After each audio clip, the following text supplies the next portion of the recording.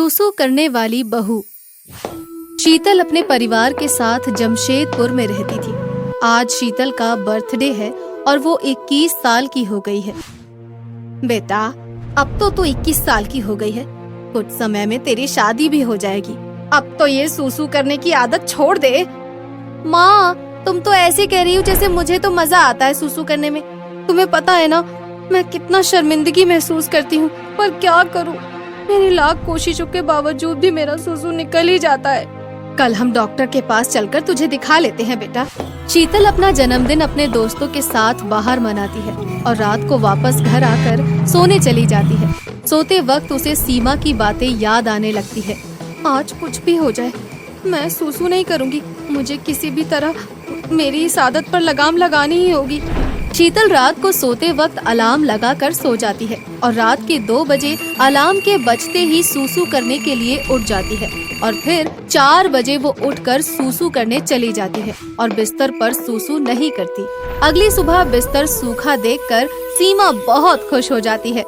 आज तो गजब हो गया, बस रोज इसी तरह से रहे, फिर तेरी शादी मैं आराम से कर पाऊंगी। कुछ दिनों तक सब कुछ सही चलता है। शीतल रोज अलार्म लगाकर सोती है और अलार्म बजने पर रात में 2 बार उठकर सूसू करने चली जाती है। शीतल और सीमा को लगने लगता है कि शीतल की ये आदत छूट गई है और सीमा शीतल के लिए लड़का देखने लग जाती है। और एक दिन उमा विनीत के साथ शीतल को देखने आती है। शीतल को देखते ही उमा की नजर उस पर टिक जाती है और शीतल की इस आदत से अनजान दोनों उमा और विनीत शीतल पर मोहित हो जाते हैं। बहन जी, अब मैं अपनी बहू को जल्द से जल्द अपने घर ले जाना चाहती हूँ। अगले महीने का कोई शुभ मुहूर्त देखकर आप अपनी बेटी को विदा कर दीजिए। हाँ बहन जी, क्यों नहीं, मेरी शीतल आपको पसंद आई। ये मेरी बेटी का सौभाग्य है कि वो आपके घर जा रही है। शादी का दिन आ जाता है और शीतल विनीत की शादी हो जाती है। विदाई के समय सीमा शीतल से कहती है, बेटा अलार्म टाइम पे लगा लेना और समय पर उठकर सूसू चली जाना। आज से तेरी नई जिंदगी शुरू हो रही है। इन बातों का ज्यादा ध्यान रखना और किसी को इस बात की खबर तक मत होने देना कि तुझे कभी ऐसी कोई बीमारी थी। ठीक है माँ, तुम चिंता मत करो। इतने में ही उमा वहाँ आ जाती है और कहती है, माँ बेटे की बातें खत्म हो गई हो तो चला जाए, मुझे भी तो अपनी बहू का स्वागत करना है। सीमा बारात को विदा करती है। उधर उमा बहू का स्वागत बहुत अच्छे से करती है और उसकी सुंदरता की दीवानी हो जाती है। कुछ दिनों तक सब कुछ बहुत अच्छा चलता है। फिर एक रोज रात को विनीत के घर की लाइट चली जाती है। यार शीतल, इतनी गर्मी में तो नींद ही नहीं आएगी। मुझे कल ऑफिस भी जाना है। ऊपर से मच्छरों ने जान खा रखी है। चलो ऊपर छत पर चलते हैं सोने। ऊपर? हाँ, छत पर क्या दिक्कत है तुम्हें? कम से कम नींद तो पूरी होगी। तुम तकिया चादर पानी सब ले लो, तब तक मैं मच्छरदानी लगाता हूँ। शीतल तकिया चादर के चक्कर में अलार्म घड़ी लेना भूल ही जाती है और छत पर सोने के लिए चली जाती है। जैसे ही शीतल सोने को होती है, उसे घड़ी का ध्यान आता है और वो उसे लेने जाने लगती है। अरे शीतल, अब कहाँ चली? अब वो घड़ी रह गई, अब वही लेने जा रही हूँ। ऐसे ही बहुत देर हो गई है और अभी घड़ी का काम ही क्या है? पूरा घर उठाकर यहाँ ले आओगी क्या? चलो अब सो जाओ। विनीत के डर से शीतल लेट तो जाती है लेकिन सोती नहीं और सोचती रहती है, अगर मुझे सूसू हो गया तो अब क्या होगा?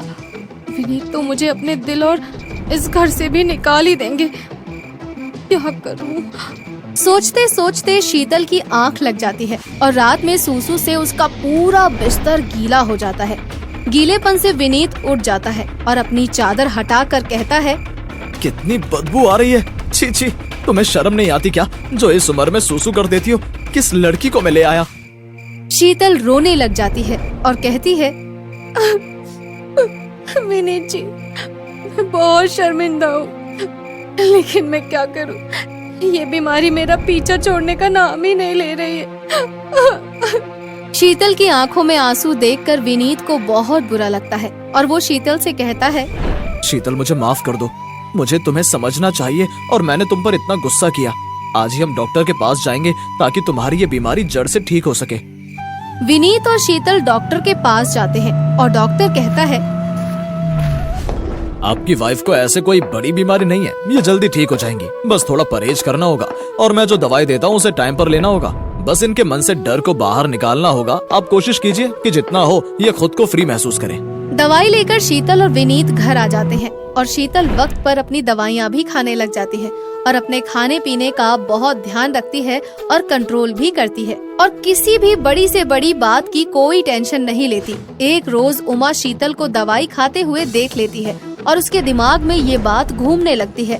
पता नहीं बहू ये दवाइयाँ क्यों खा रही है, लगता है मुझसे दोनों कुछ छुपा रहे हैं। उमा शीतल पर नजर रखने लगती है और बार बार उसे दवाई खाते देखती है और एक दिन वो शीतल से पूछ बैठती है, बहू ये रोज रोज तुम कौन सी दवाई खाती हो? डरते हुए शीतल झूठ कह देती है, अब नहीं तो माँ जी, मैं तो कोई दवाई वाई नहीं खाती हूँ। उमा को दाल में कुछ काला लगता है और वो शीतल की दवाइयाँ चुरा लेती है। अब मुझे पता ही चल जाएगा कि आखिर ये किस चीज की दवाइयाँ हैं। अगले दिन विनीत शीतल से कहता है, माँ को भी आपके साथ अपने मायके ले जाओ, मैं 2 दिन के लिए बाहर जा रहा हूँ। तुम्हारे जाने से माँ अकेली हो जाएगी। हाँ हाँ क्यों नहीं। विनीत बाहर चला जाता है और इधर शीतल और उमा भी अपनी अपनी पैकिंग करने लग जाती हैं। पैकिंग के वक्त शीतल को उसकी दवाइयाँ नहीं मिलती और उसे बिना दवाई के ही जाना पड़ता है। मायके में मुझे वैसे भी क्या ही दिक्कत होगी, वहाँ माँ तो है, उन्हें तो सब कुछ पता है। शीतल और उमा सीमा के घर चली जाती है। सीमा उमा की बहुत खातिरदारी करती है। दिन बहुत अच्छे से गुजर जाता है। रात को सब सोने जाते हैं और तभी उमा सीमा से कहती है, बहू तू आज मेरे साथ सोना, मुझे अकेले नींद नहीं आएगी। मन ही मन शीतल की हालत खराब होने लगती है और वो सोचती है, अब क्या करूं, दवा भी नहीं है, अगर मुझे सूसू आ गई तो क्या करूंगी मैं। लेकिन मम्मी जी को ना भी तो नहीं बोल सकती हूँ। हे भगवान, कहाँ फंसा दिया।